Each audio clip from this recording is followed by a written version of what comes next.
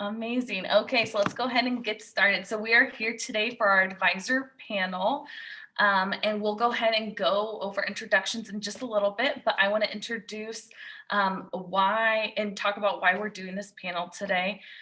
So my name is Cassandra Salazar. I work in the Student Activities and Organizations office, and we are working on creating a database of faculty and staff that would be interested and becoming an advisor. So we have three wonderful advisors here with us today, and they're going to share a little bit more about their experience. I think everyone here on this call advises more than one student org because they love it so much. And so we do have over 1,000 student organizations on campus, and you're going to learn a little bit more about what it means to be an advisor today.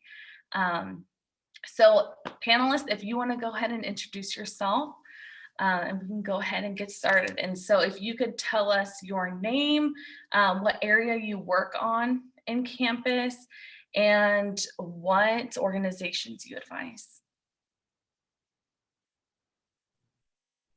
Sure, I can start. Hello, everyone. My name is Willie Cruz. I'm an assistant director in residential life. I've been at the university for 15 years, and I get to advise two different organizations. One is called the UR Global, the University Residences Global Club, and the other one is the University Residences Multicultural Connections.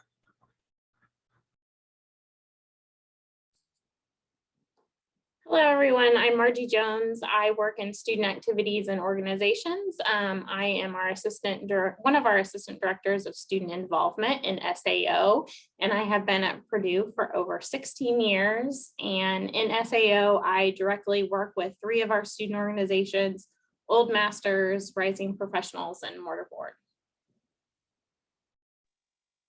Hi, my name is Fabricio. I'm a clinical assistant professor at Krannert in the management department in the finance area. I'm starting out to be the academic director also for the Master's Science in Finance, and I advise two organizations in Krannert. One is ITP and the other one is FinTech. I've been in Purdue now for 3 years, and I really love to help the students on these. Thank you. And something they didn't mention is we actually have a couple winners of Advisor of the Year on here. So congratulations again. Can you please share what the time commitment looks like for your organization? And, if that looks a little differently for each org, if you could please specify. Yeah, maybe I could start with this one. So I have two organizations, as I mentioned before, and generally I let the students know that, well, the organization is theirs, so that they have the control of them. So I'm there to advise them, and whatever they want to pursue, I'm going to guide them rather than I'm going to lead them to do something. Of course, the more they seek me, the more I see that they are doing their job, they are pushing and working hard on what they want to do, the more they are going to get back from me. So one organization likes to be very independent from me. Just oversees if everything is doing fine. The other one is completely different. The other one is always get in contact with me. I talk to the president, directors, upcoming students in almost like a weekly basis, more than sometimes on a daily basis if we have any events.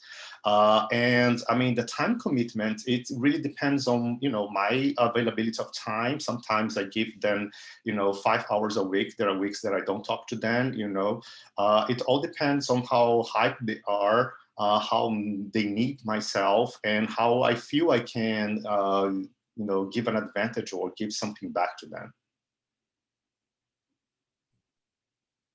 I would say for me, if I have to put quantify the time, I would say about an hour or two of my commitment a week. And that's because the organizations meet on a weekly basis. And so, and I really try to be with them, try to connect with them. Obviously, this past year, a lot of it, or most of our meetings have been virtual meetings. And so that has given me the flexibility to join those meetings from home in the evenings because they like to meet at around 7 p.m. And so I try to be there for most of the time. Sometimes I just, go in, check in, and just find out what's going on. So I would say a couple of hours a week. Now, both of our organizations are very active, and I do rely on the student directors, on the student leaders to really plan and implement a lot of the programs. And I'm also lucky in the sense that because the clubs are also university initiatives, university residences initiatives, I do get to work with two graduate assistants who also help me advise those two organizations.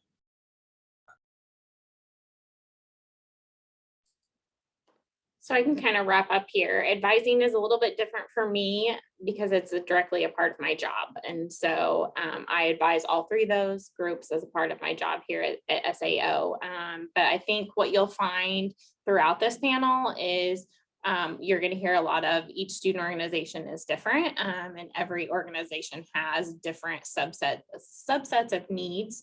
And those needs may change year to year with the leadership, but the great thing is that there's lots of different student organizations that need a variety of help. And so you can kind of, relay that to what your needs are as a staff member. And, lots of student organizations only need a couple of hours a week and some need more. But I found that the students are really respectful and understanding of your time. And they know that you're here to assist, but they are active and engaged and ready to lead those organizations themselves. Thank you. And I think one thing to note too with the difference in time involvement is that each organization is a different size. So I know some of you advise super large groups, but we have organizations on campus that may only be 5 members. So that looks a lot different as well. So my next question for you all is, how did you become an advisor and why did you decide that you wanted to become one?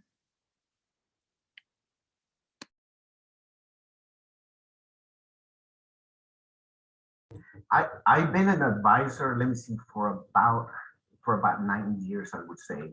And I was actually approached by one of the student leaders. It was a different organization. I was approached because their advisor had moved on. And they were left without an advisor in the middle of the semester. That particular organization was at risk of being delisted, declassified, right? And so the student leader, who happened to know me because of my work in university residences, came to me and said, would you mind serving as our advisor for the rest of the semester? Otherwise we're going to lose membership. And so I did. I had the time, and it was, as you mentioned, Cassandra, that was a very small organization, and I think we had about 5 active leaders, and that was sort of my way into it, and my interaction with SAO, and getting to know the policies and getting to know the philosophy, and I loved it. I loved it. Purdue students are unique in the sense that they're very determined, they're very smart. They're very energetic. I think young people in general tend to be very energetic and very ambitious. And so, being able to, to provide that level of support and to guide them through the process and helping them understand sort of the policies and the do's and don'ts, the institutional do's and don'ts. I think, that has been the most important role that I've played with the organizations. And so, yeah, I've been doing that for quite some time now, and I love it. Okay, so I want to touch on, we have over 1,000 different student organizations, and we have so many different categories. So we have student organizations that are focused with their major, right? Like in Craner, or we have hip hop dance groups, stand-up comedy, things like that. And I know we even have, one of my colleagues is an advisor to an Irish dancing group on campus. And so that's something that she has a passion for. And so I'm curious if your passions or areas of interest or what you do on a daily basis relates to the student organizations you advise, or was it a perfect match another way? Yes, definitely. Most of my time when I'm dealing with my organizations, they are related to the content of classes that I teach and also the research that I do. So for example, at ITP, we created almost like a competition, let's say a research challenge inside the organization. So now they have a structure where upcoming students start at one initial level, the ones that are, a little bit more time in the organization, they are at another level. So they participate in the, let's say, organizing the competition. And the competition is about, in this case for Cranert, where I'm in the management department, we do valuation of companies, and each team inside the organization, the club, they present the valuation for one company to everyone. We invite other faculty members to judge their presentations, and so it creates, a welcoming and challenging events for them, so that they can apply everything that they learn in class, but in a club way, in a way that they talk among them.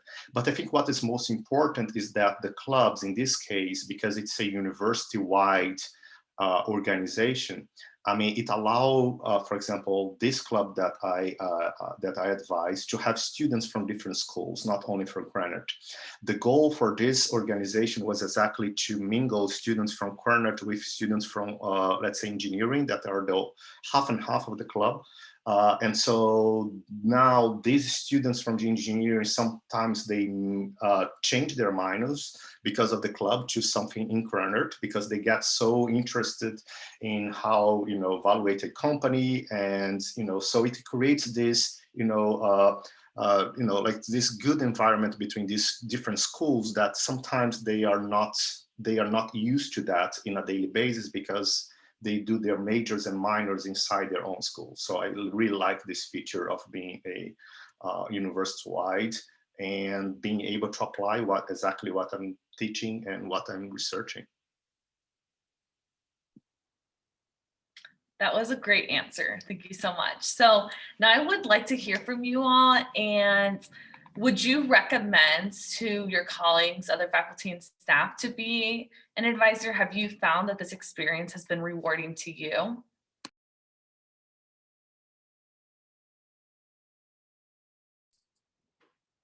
I would, of course, say yes. Advising, why I do it is because I'm passionate about working with the students, and I find it really rewarding. I do it because, I like to see the students grow over the years.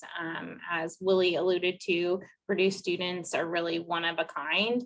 And you'll find whatever student organization they're in, that a lot of them are really passionate and dedicated to whatever they're doing. And I think it's exciting just to be a part of it. And it's just exciting to be a part of a student group that changes every semester, and you get a whole new group of students with some of these organizations. So, and as we mentioned before, there's over 1,000, so lots of different interests.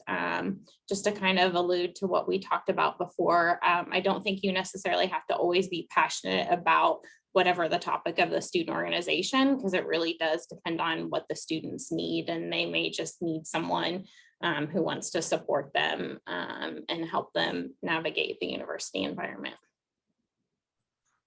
Yeah, and for me, the one thing I would add is that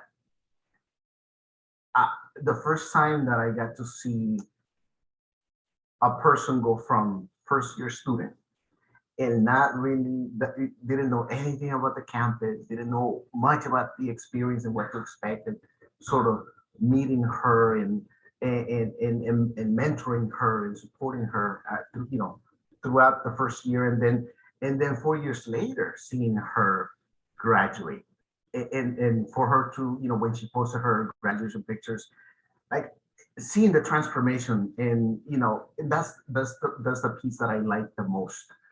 Because I get to see them when they first come in, and then just see them mature and go out, go on to doing amazing things. So I love it, and I would certainly recommend it to other faculty and staff members. Just to add also another perspective, is, I mean, sometimes, well, when I'm teaching, you know, I need to follow whatever the syllabus and the course of the class. So it's hard to, on the go, change too much the content for the class, because I mean, I need to follow that. And in the clubs, if they are open to my recommendations and whatever I want to do, I can try new things. I can try, let's say, competition, bringing a topic that's like for a class that would be too much to add. But for them, why would not try? Why would not try to talk about some other type of topics? Why can't we do a different type of activity, like a challenge, research challenge?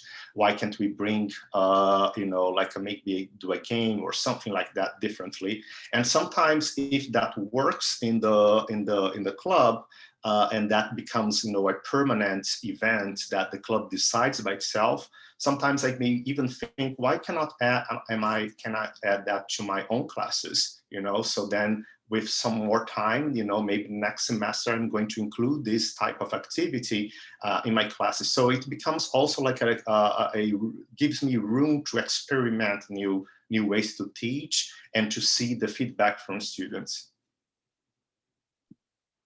I loved all these answers. That was like me working in student activities. These are things that I really enjoy hearing. So thank you for sharing. And for all of you watching, if, you know, after this panel, you decided that, hey, this is something that I am interested in, and you want more information, we actually have a form that you can fill out on boilerlink.purdue.edu. At the very top, you will see a tab named Forms, and we've created a form in there for you to fill out if you just want more information. There's no commitment for filling out the form. But thank you all. Thank you, Willie, Margie, and Fabricio. All of you shared a lot of great insight, and I'm really thankful for that. And I'm sure your students are also very appreciative. So thank you on behalf of everyone.